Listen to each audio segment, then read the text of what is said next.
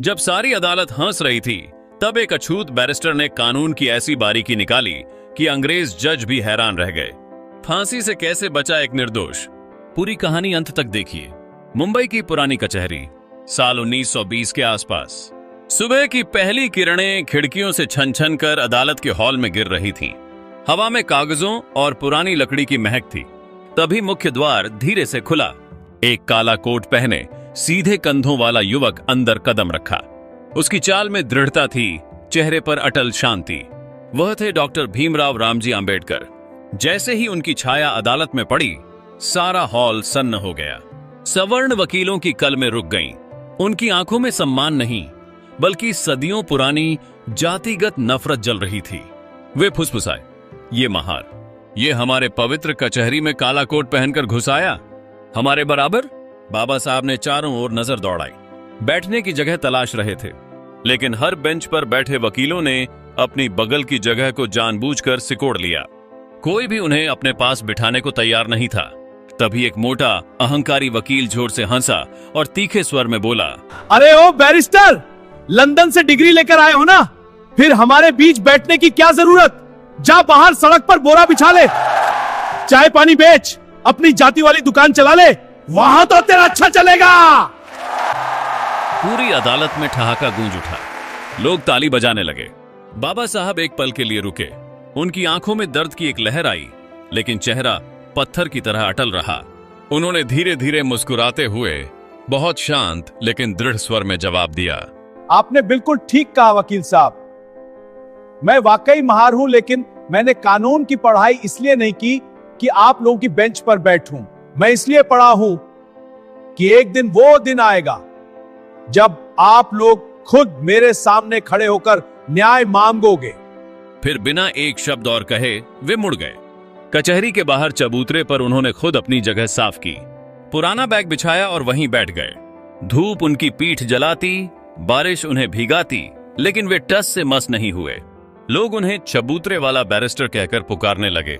उसी शहर में रहता था सेठ रामलाल, मुंबई का एक बेहद अमीर व्यापारी।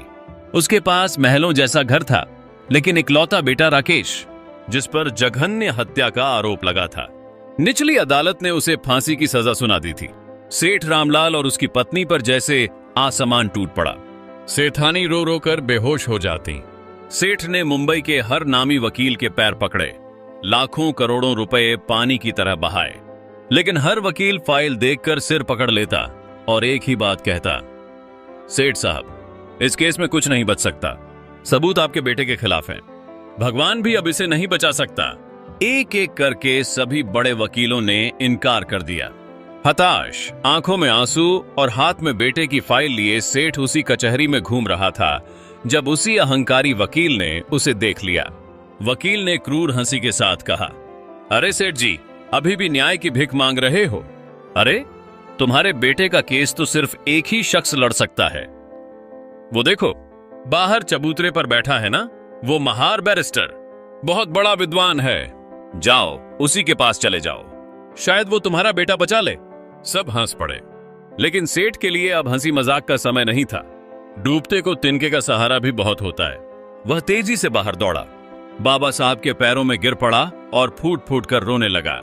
उसकी आवाज कांप रही थी, बाबा साहब, मेरे इकलौते बच्चे को बचा लीजिए। मैं आपके चरणों में पड़ता हूं, आप ही मेरी आखिरी उम्मीद है। अगर मेरे बेटे को फांसी हो गई तो उसकी मां भी जी नहीं पाएगी। मेरे घर से दो अर्थियां निकलेंगी, एक मेरे बेटे की, दूसरी उसकी मां की। मुझे बचाइए बाबा साहब, मैं आपका गुलाम बन जाऊंगा। बाबा साहब ने उसे दोनों हाथों से उठाया। उनकी आंखों में गहरी करुणा थी।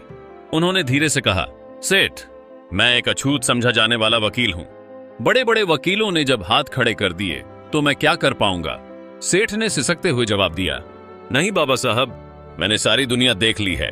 आपके चेहरे को देखकर मुझे यकीन हो गया है, अगर मेरे बेटे को इस दुनिया में कोई बचा सकता है तो वो सिर्फ आप हैं। मेरी पत्नी हर रात रोकर कहती है, कोई तो होगा जो हमारे बच्चे की जान बचा सके। बाबा साहब, मेरा घर उजड़ जाएगा, दया कीजिए। बाबा साहब की आंखें नम हो गईं। उन्हें अपनी मां भीमाबाई की वह पुरानी बात याद आ गई जो उन्होंने बचपन में सिखाई थी।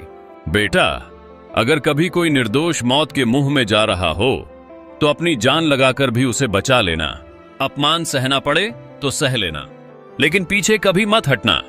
बाबा साहब ने सेठ की फाइल अपने हाथ में ली, गहनता से पढ़ी, हर पन्ने को ध्यान से देखा। अचानक फांसी की तारीख बस कुछ दिन दूर थी। अदालत का हॉल खचाखच भरा हुआ था। जज की कुर्सी पर सख्त अंग्रेज जज बैठे थे, सरकारी वकील एक तरफ और बचाव पक्ष में डॉ भीमराव अंबेडकर। पीछे की सीटों पर वही सारे अहंकारी वकील बैठे थे जो यह देखने आए थे कि चबूतरे वाला बैरिस्टर आज क्या तमाशा करेगा। जज ने पूछा, मिस्टर अंबेडकर, क्या आप अपने मुवक्किल के बचाव में कोई दलील देना चाहते हैं? सबको उम्मीद थी कि अब लंबी आग उगलती बहस शुरू होगी, लेकिन बाबा साहब बहुत शांत स्वर में बोले, नहीं योर ऑनर, मुझे कोई दलील नहीं देनी, आप अपना फैसला सुना दीजिए। सेठ का दिल बैठ गया, उसकी आंखों से आंसू बहने लगे। उसने सोचा, बाबा साहब ने मुझे धोखा दे दिया। जज ने पुरानी दलीलों के आधार पर फैसला पढ़ना शुरू किया।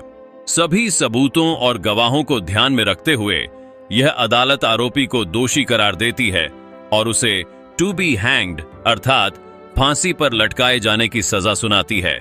जैसे ही फैसला सुनाया गया और पुलिस वाले लड़के को ले जाने लगे, बाबा साहब अचानक अपनी जगह से खड़े हो गए। उनकी गहरी गरजती हुई आवाज ने पूरी अदालत को चीर दिया। ठहरिए योर ऑनर, बस इतना ही।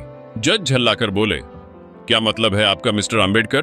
बाबा साहब ने कानून की मोटी किताब की तरफ इशारा करते हुए आग भरी आंखों से कहा, योर ऑनर, आपने मेरे मुवक्किल को टू बी हैंग्ड की सजा दी है, यानी उसे फांसी पर लटकाया जाए। मुझे यह सजा मंजूर है, आप उसे अभी लटका दीजिए। लेकिन कानून यह भी साफ कहता है, सजा ठीक उतनी ही होनी चाहिए जितनी आपने लिख कर दी है।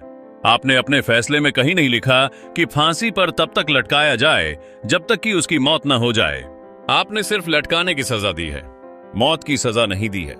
पूरी अदालत में सन्नाटा छा गया। अंग्रेज जज के चेहरे का रंग उड़ गया, वे स्तब्ध थे।